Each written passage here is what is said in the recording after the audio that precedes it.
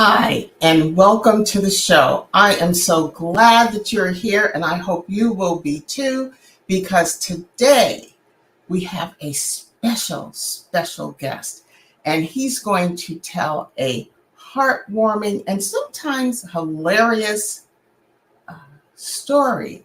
Take us through the journey of his life of health, challenging challenges, healing, and all the above. And as you can tell, I am still my heart is still full after having time to hear his story, experience the ups and downs. But before we bring Dr. Austin Nation on to be with us during this time, I like, as always, to invite you to join me in just a brief centering exercise. It'll take about a minute, and it's an opportunity to bring us to the present, close the doors on any of the distractions that were happening before we tuned in, and just give ourselves a gift just to be present and to just hear and experience the story. Okay, so we're going to do heart math, heart focused breathing. And you've done it with me before if you've been here at least once.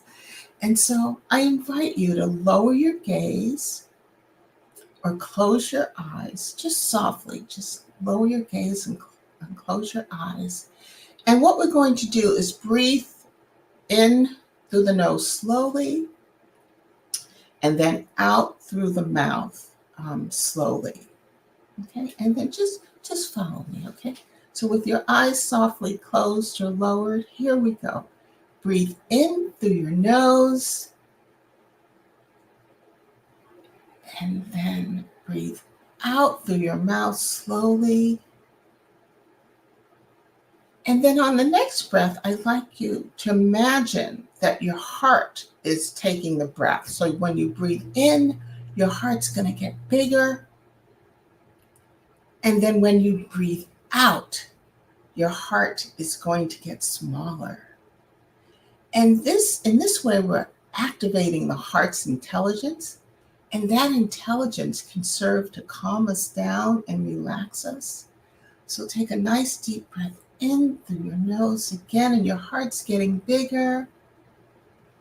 Yes, and then out through your mouth, your heart is contracting. And do it one more time on your own. And remember, you can do this anytime, anywhere. You don't even have to close your eyes. It's a self-soothing way to relax yourself. Okay? All right. So thank you so much. You can gently open your eyes now. And you are just in time. If you've just tuned in, my name is Dr. Paulina Van, and I've just led us through a brief centering exercise to kind of relax us and bring our focus to this time. And you're just in time to introduce my very special guest, Dr. Austin Nation. So I am going to bring him in. Austin, hello. Hello. It's good to be here with you. Well, I'm telling you, I am so excited about you being here. And as you came onto the screen, you just brought this light. That smile of yours just brings this light. So our viewers are in for something special. And I hope you are too. Thank you. Yes. So, they want to hear you. They don't want to hear me. So why don't we just tune in to you? And let me show you this. I want to show you this photo. And I'd like you to begin your story, if you might, just telling us a little bit about this Raymond Austin Nation Jr. And then I have a few prompts to kind of guide you through your story. Okay? All right. Thank you. Absolutely. So These are two of my favorite pictures. Probably the only two pictures I could retrieve from my childhood in Milwaukee, Wisconsin. I share in my story the autobiographical play that I've been sort of touring the country with, so to speak. We were off Broadway. Now we're back here. We're about to do a show here at Cal State Fullerton in Orange County, California. And then I'm taking the show up to Northern California, Becoming Austin Nation from crack to PhD, a drag queen story. And I start by talking about my humble beginnings in Milwaukee, Wisconsin, growing up in what looks like a picture perfect family, except my father's missing. So, divorced family, both parents were alcoholics, which created some drama in the household from early on because my dad was one of those fathers that wouldn't come around when he said he was going to come around, and when he would come around, him and my mom would fight and carry on. So, and I have such vivid memories of that drama that would happen on a regular basis in our home. My mom was good about trying to keep up appearances, being that she was twice divorced, but in reality, there was a lot of beatings and punishment and a whole lot of stuff going on behind the scenes. A little bit of a crazy woman growing up. It was kind of rough go, and I think a lot of that had to do with the fact, for me, as I kept growing up, that I reminded her somehow of my father, and she hated that. And so it was very painful for me as the only boy in this family with three girls. I always say, oh, I felt like I was just kind of one of the girls, as I say. I didn't know exactly how to fit into that picture. There were no male role models or guys around that would show me sort of the ropes on how to become a man, quote unquote. Had to figure out a lot of stuff myself, it felt like, in terms of that. And I missed that, honestly. I felt like there was something that I could have benefited by having some male role models around. We moved at age 10 out to California, to Long Beach, and Long Beach, California, and it didn't get much better. But the crowd we kept, my sisters kept, were gang members, Bloods and Crips. That was what that was around our household in Long Beach. Our mom was in welfare housing, low income. She was mostly at the bar next door. She was not around that much, and we kind of ran wild, me and my baby sister, getting in all sorts of trouble, stealing for food and things like that. It was really a rough go, and so I felt like we raised ourselves, so to speak, with very little guidance, parental guidance. It was rough. Like I said, being in a household of a parent who's alcoholic and absent. I think she did the best she can. I like to think, but I miss out. I honestly miss out when I hear people talk about, a mother's love, right, and how powerful that should be. Like, I'm at a loss for understanding what that feels like. What that's like. I feel like for me, I got most of that from my older sister. She was the one that was around that gave me most of that voice in my head. I wouldn't be where I am today without her, without a doubt. She was that voice for me. And so even as I talked about as a young boy wanting to become a nurse, I was following in the footsteps of her and also my grandmother, who were nurses, and felt like it was a calling for me. I just felt like that was a thing that I wanted to do. And lucky I had them go before me and create an opportunity for me to be able to explore that. And sort of the rest is history. Well, and I'd like to revisit the power and influence of your sister a little later when we talk about your healing, because she was such, I shouldn't say was, is such an important part of your support system. So can we just go back a little bit? I'd like you to talk about dress as a kid. You're dressing up, and then as a teenager, or maybe you're still young, drinking and sex. So how did those three elements play a role in your childhood? Oh, good question. Mm-hmm. So the dressing up, I always used to sneak in my mama's closet when she wasn't there and try on stuff, shoes, playing her makeup and stuff like that early on. Didn't know what I was doing then. It just seemed like something to do, seemed like fun. I always felt pretty when I put that stuff on. It was just kind of something fun about playing in her stuff.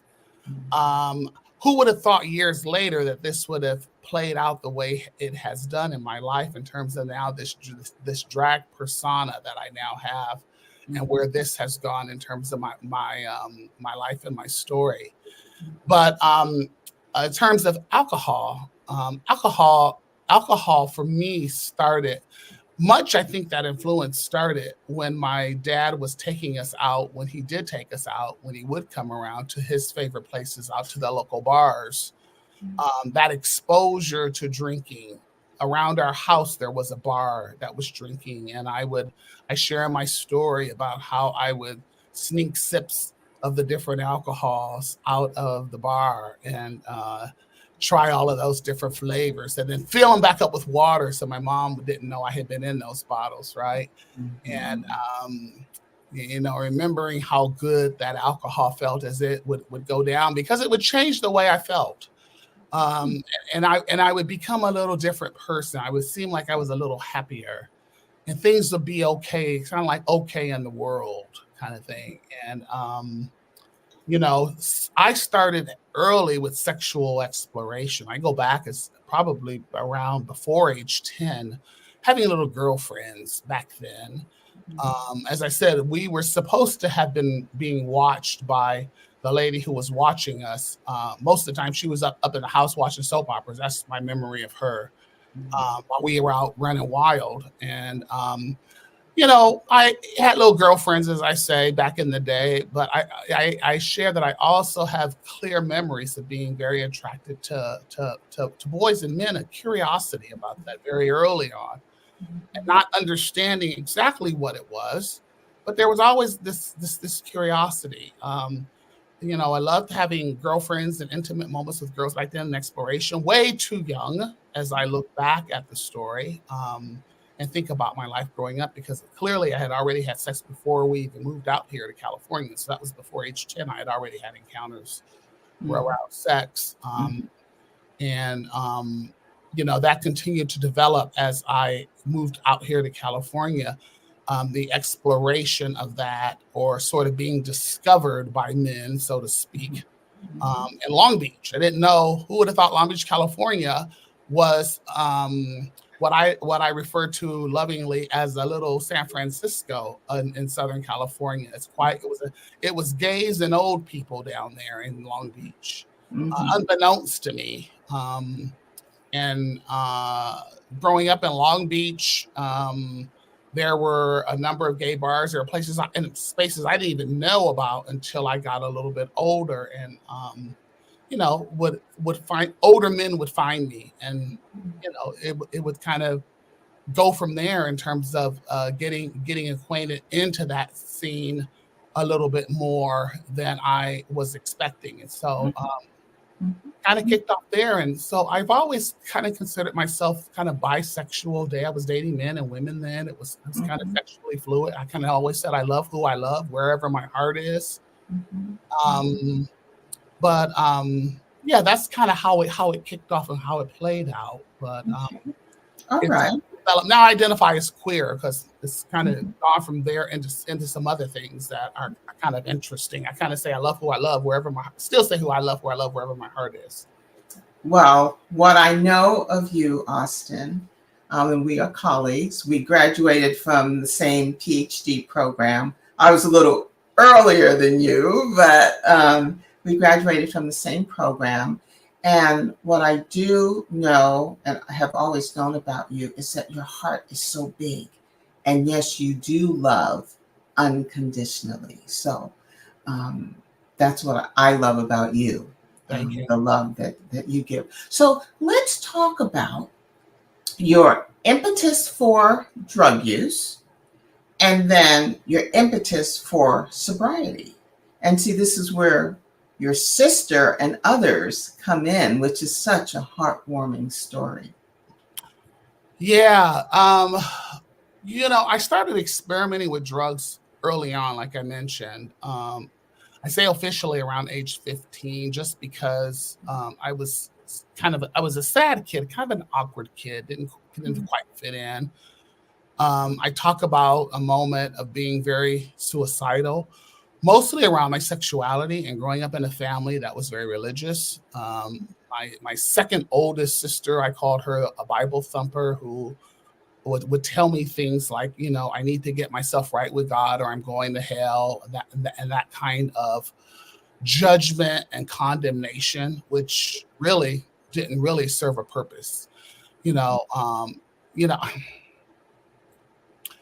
I mean, I dream in my family of having like unconditional love. Like, wouldn't it have been nice to have had unconditional love in my family? That's the prayer I would put out really for anybody who comes out as different or as queer or as LGBT or non-binary or whatever it may be. But to grow up in a family like I did, where religion and the hypocrisy of religion, let me just be clear, because the way I understand it from my Catholic background to the sort of a liberal, born again Christian I am today, Jesus loved everybody, right? Particularly the marginalized and those on the fringes. And so that's the lens I walk through the world with. And so even those of us, and I found myself I tested HIV positive at age 26. I think that was the big downfall, because my career had just kicked off, and now I got this diagnosis. And back in the 80s, that was around 86 when I got that diagnosis, and it was a very bleak prognosis for most of us that got the diagnosis back then. And I assumed at that point, as my doctor had said, get my affairs in order, that it wasn't going to be too long that I would be on this earth. I mean, my time here was going to be rather limited. And so after doing a number of years of denial, trying the medication, the AZT medication, and seeing that didn't work for me, and decided I was just going to be sort of a no code, to do not resuscitate, and just take whatever came my way in terms of the fate of the whole situation. I went into that season of denial for about 8 years, and then got really sick, and ended up in the hospital with this 50-50 chance of surviving, which I didn't know about till later. But I came out of that going into a season of drug and alcohol addiction, because I thought, well, if I'm sick and I'm going to die, I might as well party my way out. Let's have a good time, as I saw it. Heck, why not? It seemed like a good plan. Mhm. I thought, yeah, it was a soft suicide, as I look at it, right? Because of course being Catholic, you can't kill yourself directly. You don't go to heaven, as I see it. And then the other part, being a nurse, I always say, if you don't shoot, if you're going to blow your brains out and don't get it just right, you just end up a vegetable on a ventilator. And clearly, I didn't want that one. So my addiction to me became a 24/7 thing. Addicted to crack and alcohol straight up out of the bottle. As a blackout drinker, and that crack addiction, it was cocaine, then it went to crack, became an addiction like no other. I talk about being up for like 8 days straight before my body just would give out at different points in that season of what I call the dark years. And it was really my best way of coping with what was going to be my inevitable demise at any point, right? That this disease was going to take me out. And so it seemed like a nice way to go, you know. When you're high and loaded, you just don't give a damn. Life is okay. Everything in life is okay, whatever happens. And so I went through that for about 10 years, a couple of efforts to go into recovery. I got a DUI. Of course, that acquainted me with the idea of recovery early on, but to make a commitment down the line, after encountering a doctor that I was seeing at the time, who would pray for me very unconventionally, pray for me during my office visits, and ask me when I was going to put the nail in the coffin, as she would say, in terms of quitting my addiction. Because I was convincing her that my drug use was medicinal. I was convinced that my drug use was absolutely medicinal, and I needed this to get through each day, to make each day. A day without drugs is a day without sunshine, I would tell her. And she would just laugh at me. And when she prayed, she would say that she saw great things for my life. And I was surprised because I wasn't seeing much of a life or future. I was only seeing death, to be honest. I mean, wasn't seeing. I mean, I had quit planning for the future. I mean, it was just going to be a matter of time. I mean, like, how long could I beat this thing? Well, I'll be darned if she talked about a training they were going to do, and she had said I needed to be clean and sober for 3 months, and that started me back into a recovery again for a 6-month period. And miraculously, I went through that training and got sort of reconnected to life and living in this most powerful, incredible way, like I hadn't experienced, and ever before. And like I wanted to live. And it was so exciting and invigorating. And I found a church that really loved me and embraced me as I am. Long Beach Christian Fellowship. I got to do a shout out for them, as I've now been there over 20 years. And we've now gone from what was a very welcoming church to now an affirming place, which is huge. Change from where we were. And I've got to take my recovery life and be who I am in a place and space that I've been a part of for 20 years. And this recovery thing has really blown my mind to say today I'm 21 years clean and sober. And I'm still alive, dang it. Don't know why. Go figure. There's a plan. God's up to something. And I don't know what the heck it was. And, side note, this past year, I always say this past year, 2023 has been such a rough health year for those that have followed me on social media. Mm-hmm. Almost died a couple of times. And it wasn't even the HIV thing that's taking me out. It's other things, right? And I am shocked and amazed that the journey's still not over. 2024 is obviously starting out very well. This is the longest I've been out of the hospital, which is miraculous. Yes. But God's up to something again. And I love this. I'm so mindful and so honored and so humbled. And it's like, okay, I surrender to the power of that. It's no surprise that I am here, I believe, to do his work. And part of that work is doing stuff like this, where I get to put a face and a name to a story about Black folks like myself who are living with HIV. I mean, that's the research I do, talk about HIV in the Black community. I'm going to switch my research hat on for a minute because Go ahead. Talking to someone yesterday and talking about the disproportionate numbers of HIV in the Black community. We're almost half of the new HIV infections. Still, in 2024, we're almost accounting for half the new HIV infections in our community, yet we're only 13% of the population. Something is seriously wrong. Something is seriously wrong. And I've been doing HIV prevention work in our community, faith-based. Usually I target faith-based communities we were targeting initially. But we're still accounting for half these new infections, and people are either unaware or it's something we don't talk about. And I believe part of it is it's religion still, the Black church, and how they navigate conversations about folks who are saying gender loving, folks who are drug users.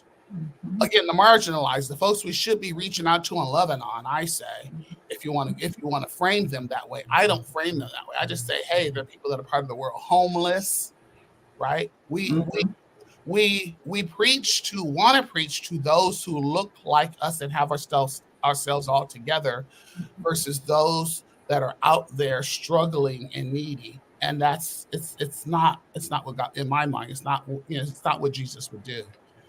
Absolutely. Austin, I'm so happy that you did bring your research in, and just, I know on this platform we talk a lot, and other guest hosts bring to the forefront these issues of the disparate care, disparate outcomes of the African American population. So thank you. And I do want to circle back and mention Dr. Becky Kim. She is the one that you mentioned, the physician who prayed for you, who believed in you. So there are um, healthcare professionals within our realm, within our reach, who do care, and you are a testimony of how that can come about. And I assume I don't know the ethnicity of Dr. Becky Kim, and I don't know. White woman. Dr. Becky's white woman. Yeah. Okay, all right. And so you are a testament to the fact that there are professionals in our sphere who do care and who will and continue to make a difference in our life. And you talk about prayer too, that this physician prayed for you and she saw what you couldn't see in yourself. She saw your future. So she manifested. She helped you manifest. I like that. Yeah, your future. So really good. let's You're right. Yeah. yeah, yeah. So I want to show, I'm all in the visuals. And so I want to get to becoming Austin Nation. And and so let me just try to do this. So tell me about this scene. How did this theatrical, magnificent piece of art in your play, one person show, come about? And then I'm going to show you some images.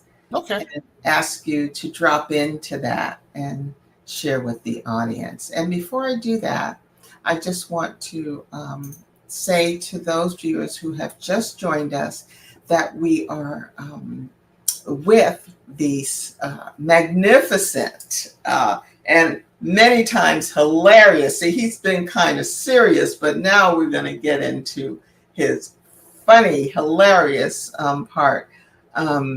As he tells a very heart warming story of his journey and recovery, which is just incredible. But this is the magnificent Dr. Austin Nation from the play, and it had been on off Broadway. It was on off Broadway last summer, and is becoming Austin Nation. And finish the title, Austin. From Crack to PhD.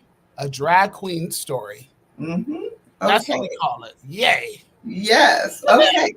So tell us, I'm going to show you just a few scenes. Yeah. So just tell us. Yeah.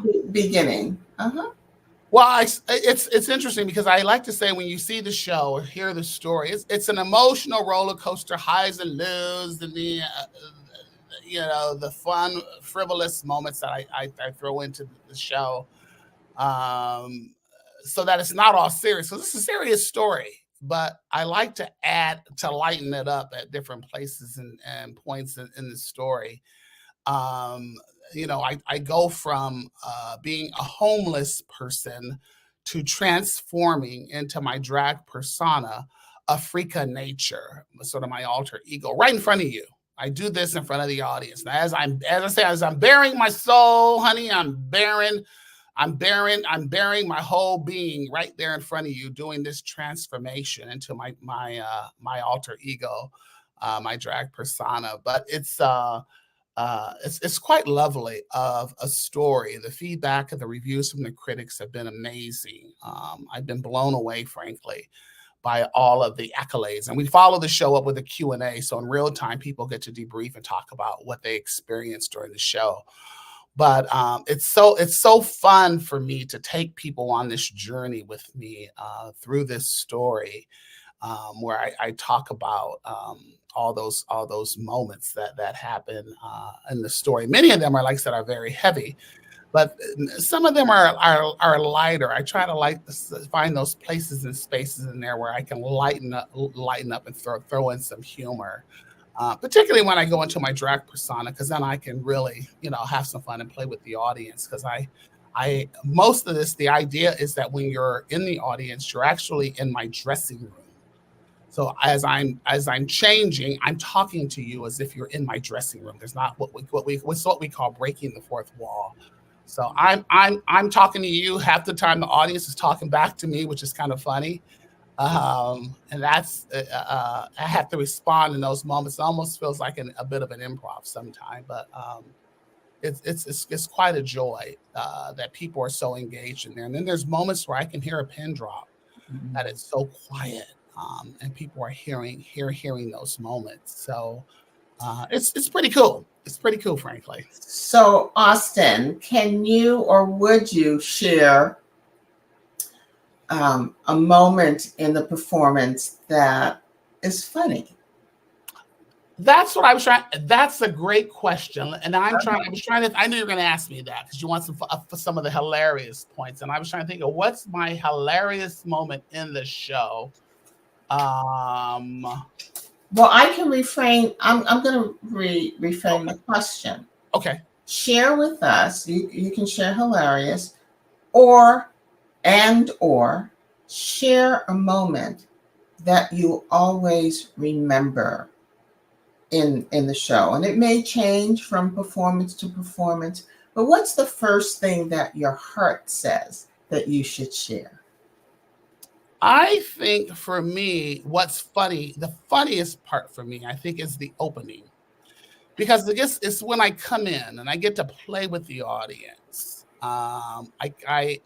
Without giving a complete spoiler, but I come in. Well, I guess I have to give a complete spoiler to give a context because it's really more improv. So I'm coming in to the audience and I'm panhandling. I'm homeless. So people don't know that, or they do know that, and yet I get to have fun and I'm begging for money. Hey, you have $1? I haven't had nothing to eat. Can you help a brother out?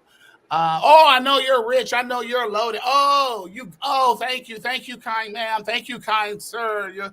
I know you got a lot of money. I know you can help me out. Just having fun with the audience. I think that sets the tone coming up. One of my other favorite moments, as I'm thinking about it, is I talk about our move from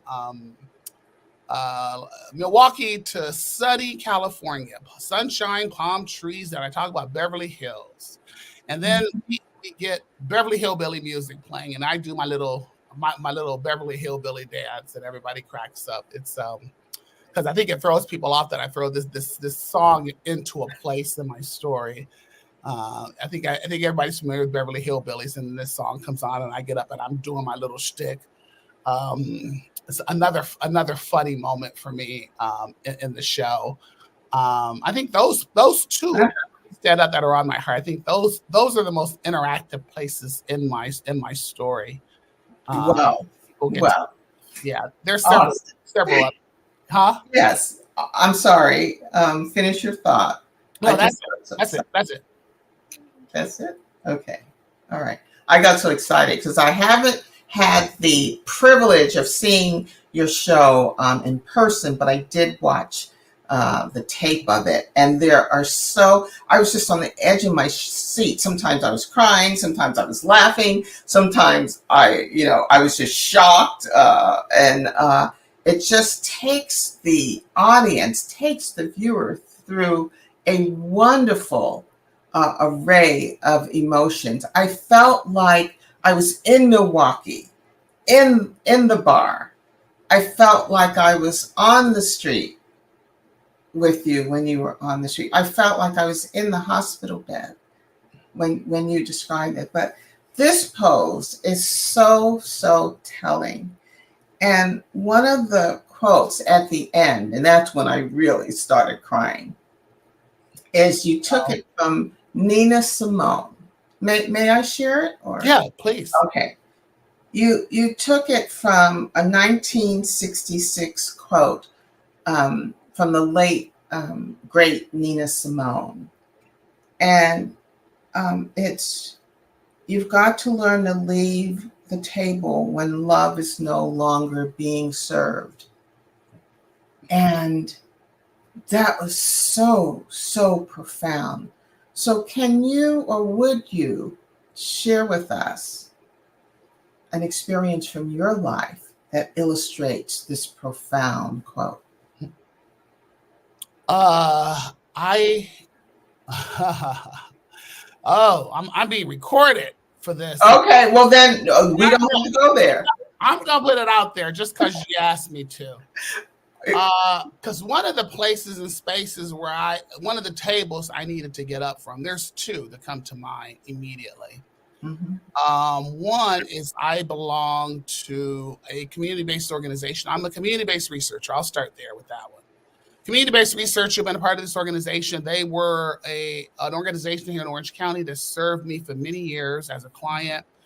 I started doing outreach for them, doing the HIV prevention education for them. I've been connected with this agency since 1997. As I became professional, I wanted to give back. I put them in my will. I became a donor. I just started doing all of this stuff.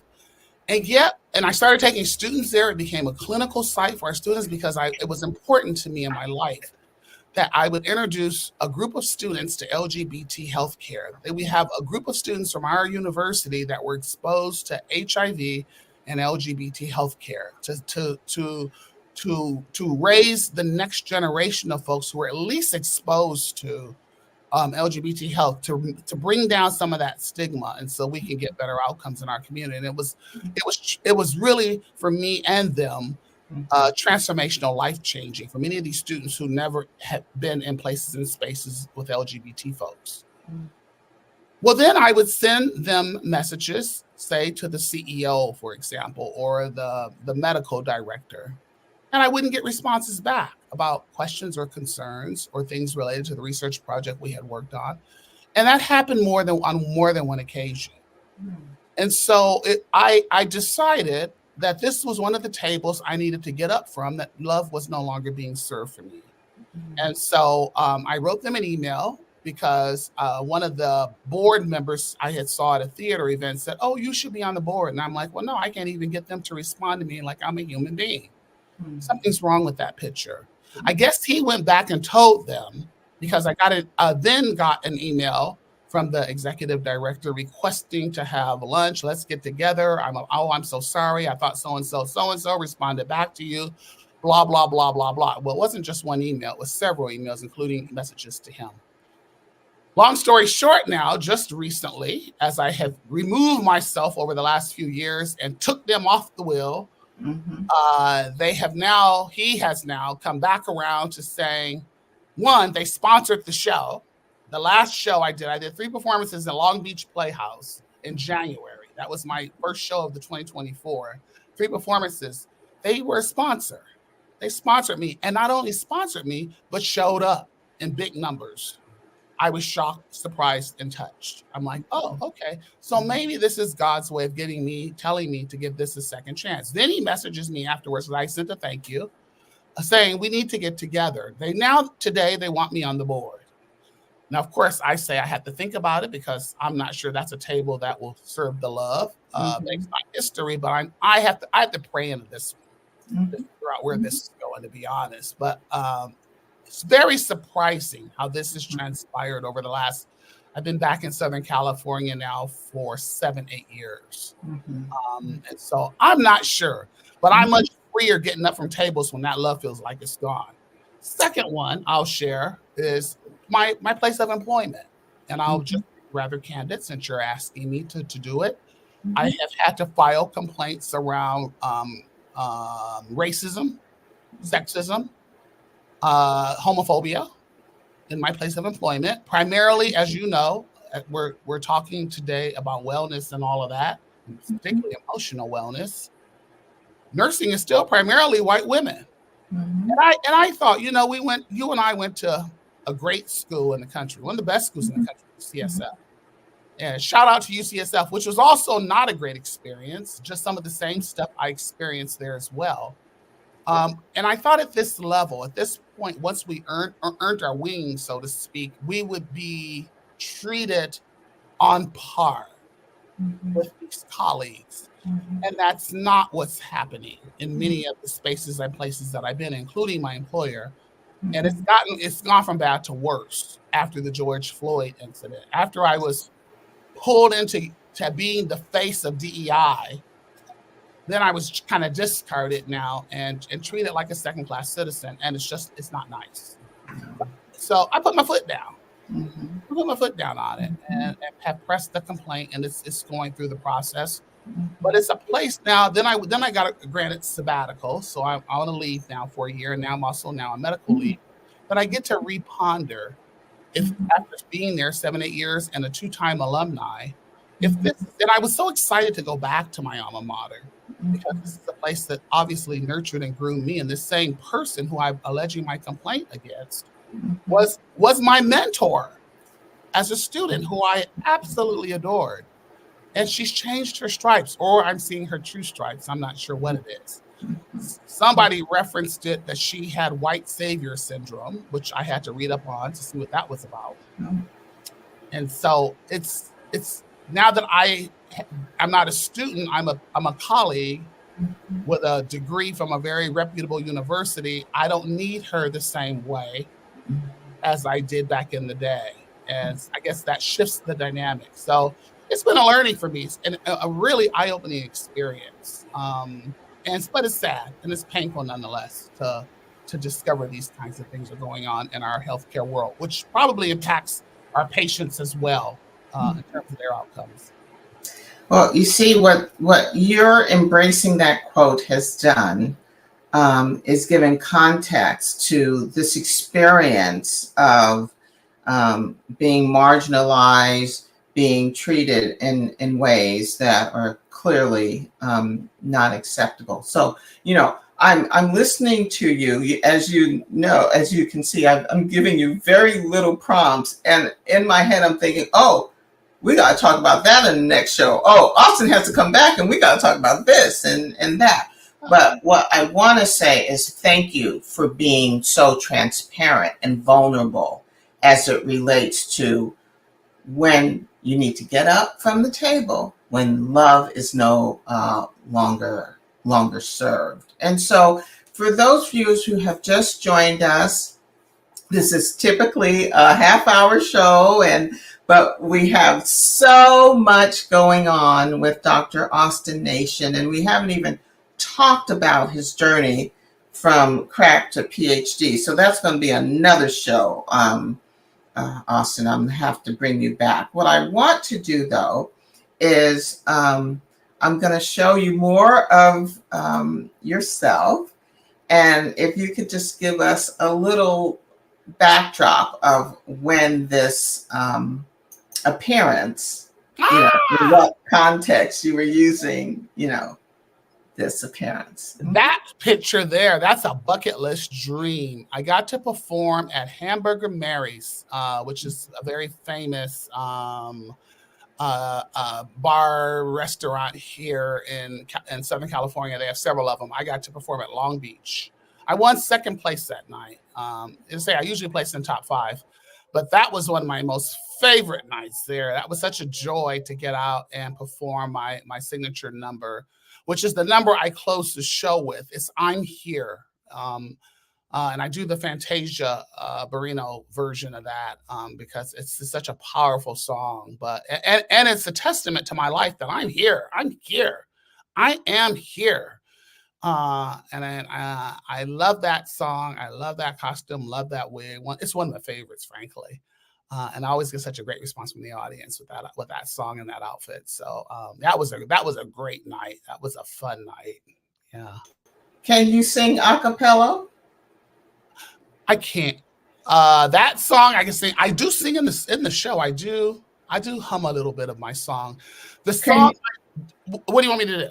I wanted you to just sing one of the chorus or one of the verse, anything, or just a line that reminds you so endearingly about that role. But again, I'm asking you, I didn't prep you for this. So, I know you didn't. You getting me. Let's see it.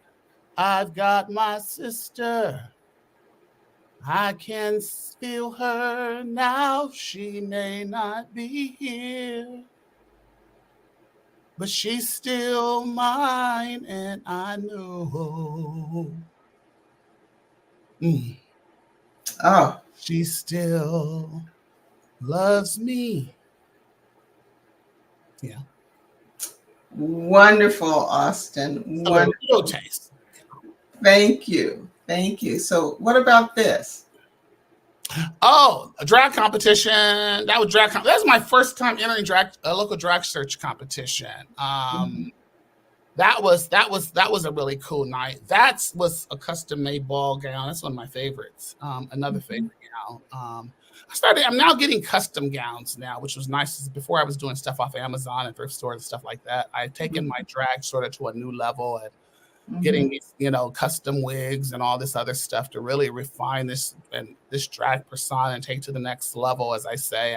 And it's really great for me because I'm 6'2", 240 pounds. Mhm. So to feminize all of that, oh, that's Matina Turner, right? Oh my God, you got the good shots. You bringing up the good stuff now. Oh yeah. So that's another fabulous custom made outfit. I can't wait to bring that one on. There's a couple of numbers here I have yet to do, but I'm so right now immersed in my show. I haven't given a drag performance in a while. Mhm. Mhm. Got So, to that, but that's a quality problem as I see it. Yeah. what's your next show? Well, it's supposed to be this. They're asking me to take this show up to CSU Stanislaus, up by Turlock, up in wherever that is, up north, mid California, up by Sacramento, somewhere Uh-huh. south of San Francisco, up there somewhere. Uh, We're talking about this. We've been in the planning stages for this show to become a TV movie. I'm with a writer who was involved. If any of you know the Jeffrey Dahmer story that mhm. came out of Milwaukee, Mhm. that last movie documentary that came out, one of the writers from there is a relative of mine. He's married to my cousin. So when I went back for a funeral where there's having, he had said he had been watching my stuff on Facebook and he's very interested in my story. And he says that he's talked to a couple of people and they're interested in it. And so we're in the midst of putting it together. So I'm like, oh, here we Well, go. okay. I didn't know about that, Mr. Hollywood. Okay. I'm just saying, you heard it here first. You knew me when. That's what he says too. I'm like, okay, all right. I is, feel you. is that what he says? He goes, Oh, your life is going to change. Get ready. yeah. I'm going, okay. Yeah. Yeah. I'm like, all right.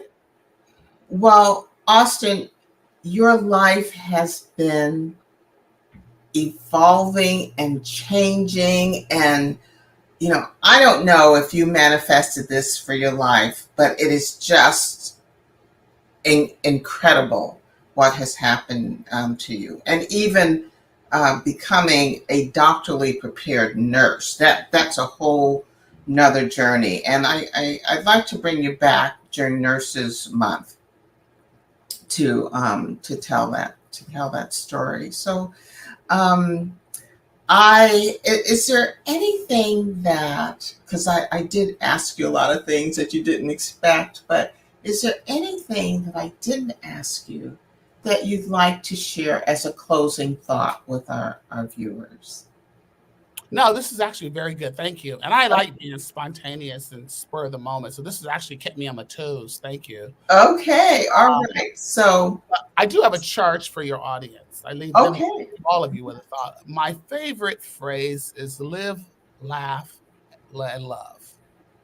And I try to live by that. And I would put a charge out there as you opened up with a wonderful meditation for us, that people who are listening to this are mindful of the importance to do those three things: live, laugh, and love. Embrace each day to the fullest. That's my mantra, particularly because I'm so keenly aware of how precious each day is that I'm given. I don't take it for granted anymore, particularly after last year. I've ramped it up a bit more than I have before, and then try to take care of myself. But laughing and loving with those who are loving me and returning that back, right? At tables where love is being served, I frequent those places and spaces, right? And I don't take those for granted either, because finding people who truly connect and love on me the way that I need, and for me to be able to reciprocate that, is a precious gift. It doesn't happen in every place and space, places and spaces where I wish it would happen, it's not always there. So where it does happen, I am very mindful of, and I want to return to those on a very regular, conscious basis that Mhm. I show up and how I show up. Right. So Mhm. live, laugh, love. Live, laugh, Live, love. live, laugh, love.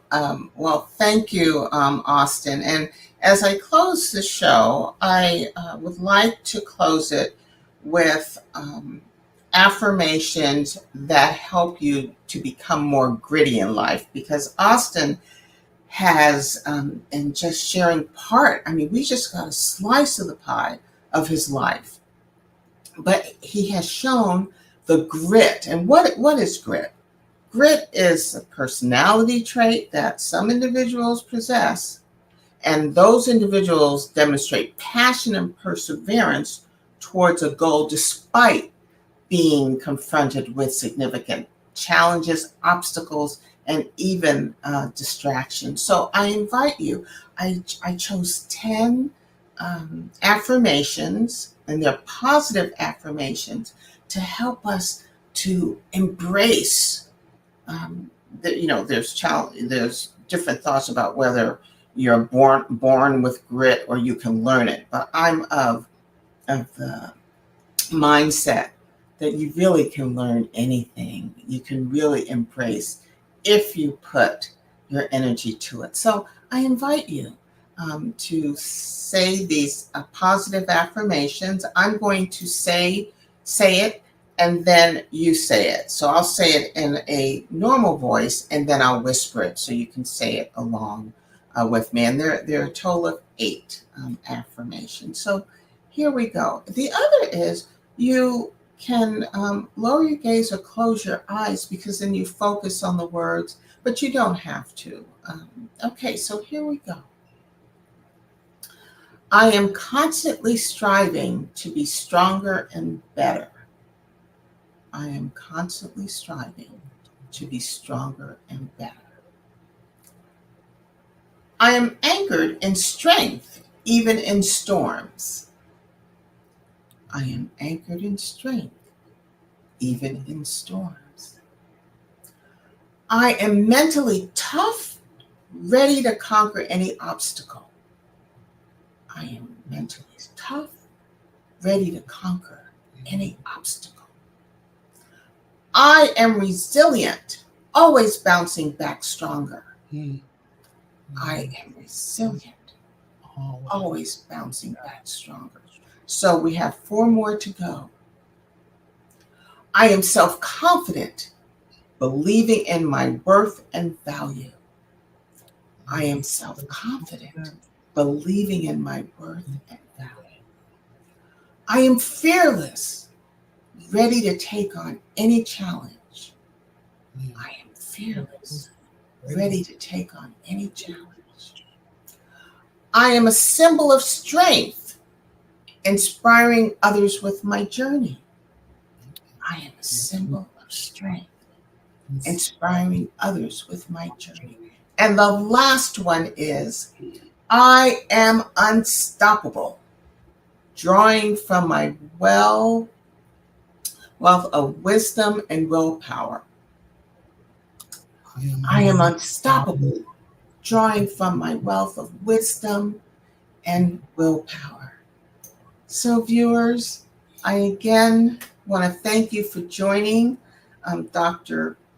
Austin Nation and I on this journey today. And I ask that you join me every first and third Sunday right here for more riveting stress management stories, life promoting stories right here. And Dr. Austin, it was a pleasure. And right now, I'm going to drop into the chat information about how they can see your future shows or contact you. Awesome. Okay. Yeah, that'd be awesome. Thank you. Okay, so I'm going to say goodbye to you now.